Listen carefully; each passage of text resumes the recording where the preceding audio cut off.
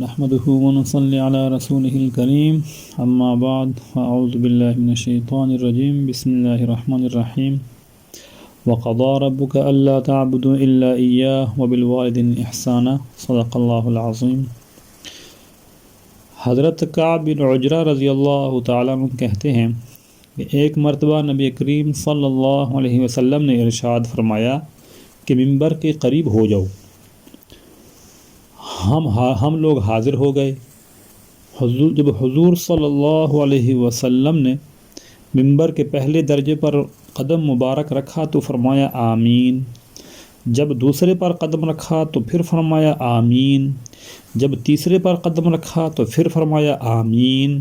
جب آپ صلی اللہ علیہ وسلم خطبہ سے فارغ ہو کر نیچے اترے تو ہم نے عرض کیا کہ ہم نے آج آپ صلی اللہ علیہ وسلم سے ممبر پر چڑھتے ہوئے ایسی بات سنی جو پہلے کبھی نہیں سنی تھی۔ آپ صلی اللہ علیہ وسلم نے ارشاد فرمایا کہ اس وقت جبرائیل علیہ السلام میرے سامنے آئے تھے۔ جب پہلے درجے پر میں نے قدم رکھا تو انہوں نے کہا کہ ہلاک ہو وہ شخص جس نے رمضان المبارک کا مہینہ پایا پھر بھی اس کی مغفرت نہ ہوئی۔ میں نے کہا آمین۔ پھر جب میں نے دوسرے درجے پر چڑھا تو انہوں نے کہا کہ ہلاک ہو وہ شخص جس کے سامنے آپ کا ذکر ہو اور وہ آپ پر درود نہ پڑھے، تو میں نے کہا آمین۔ جب میں تیسرے درجہ پر چڑھا تو انہوں نے کہا ہلاک ہو وہ شخص جس کے سامنے ان کے والدین یا ان میں سے کوئی ایک بڑھاپے کی حالت میں ہو اور اس کو وہ پائیں اور اس کو وہ جنت میں داخل نہ کرائیں۔ میں نے کہا آمین۔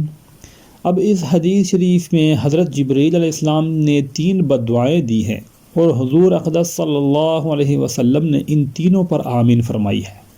اول تو حضرت جبرائیل علیہ السلام جیسے مقرب فرشتے کی بد دعا ہی کیا کم تھی، اور پھر حضور اقدس صلی اللہ علیہ وسلم کی آمین نے تو جتنی سخت بد دعا بنا دی وہ ظاہر ہے۔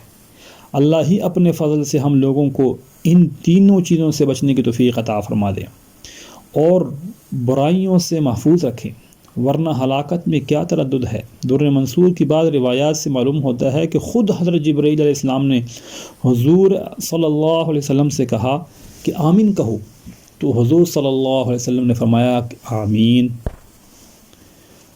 جس سے اور بھی زیادہ اہتمام معلوم ہوتا ہے۔ اب پہلا بد نصیب وہ بندہ ہے جس نے رمضان المبارک کا مہینہ پایا اور اس کی بخشش نہیں ہوئی۔ اب کسی کو کیا پتہ چلے کہ بخشش ہوئی یا نہیں ہوئی؟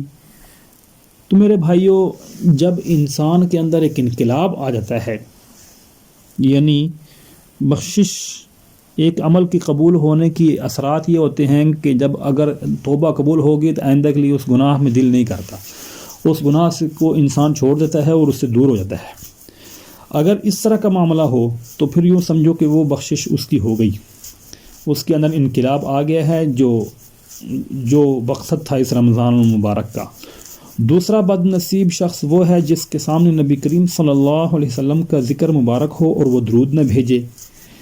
تو اور بھی بہت سی روایات سے یہ مضمون ثابت ہوتا ہے، لیکن اسی وجہ سے بعض علماء کے نزدیک جب بھی نبی کریم صلی اللہ علیہ وسلم کا ذکر مبارک ہو تو سننے والوں پر درود شریف کا پڑھنا واجب ہے۔ تو میرے بھائیو، حضور صلی اللہ علیہ وسلم پر بہرحال پھر بھی ہر بار جب بھی نام سنا جائے تو درود شریف پڑھنا مستحب علماء نے لکھا ہے، لیکن ایک مجلس میں ایک مرتبہ تو کم از کم واجب ہے، اور پوری زندگی کے اندر ایک مرتبہ فرض عین ہے کہ درود بھیجے۔ جیسے کلمے کا پڑھنا فرض ہے، اس طرح ہے درود کا پڑھنا بھی فرض ہے، کیونکہ درود کا اللہ پاک نے قرآن مجید میں خود مستقل حکم فرمایا ہے۔ تیسرا بد نصیب شخص وہ ہے کہ اس کے بوڑھے والدین یا ان میں سے کوئی ایک موجود ہو اور ان کی وہ خدمت نہ کرے، اس قدر خدمت نہ کرے جس کی وجہ سے جنت کا مستحق ہو جائے، والدین سے دعا نہ لے سکے بلکہ غفلت میں زندگی گزار دے اور اپنے والدین کی خدمت بھی نہ کرے اور ان کا کہا بھی نہ مانے اور ان کو تکلیف بھی پہنچائے اور دنیا کے اندر اور اپنے یاروں دوستوں کے ساتھ لگا رہے، تو اس کے اوپر جو ہے پیغمبر علیہ الصلوۃ والسلام نے بد دعا دی ہے۔ اللہ پاک جل جلالہ سے دعا ہے ان تینوں میں سے ہمیں اللہ نہ بنائے۔ اللہ پاک ہماری توبہ قبول فرمائے، آمین یا رب العالمین۔ وما علینا الا البلاغ المبین۔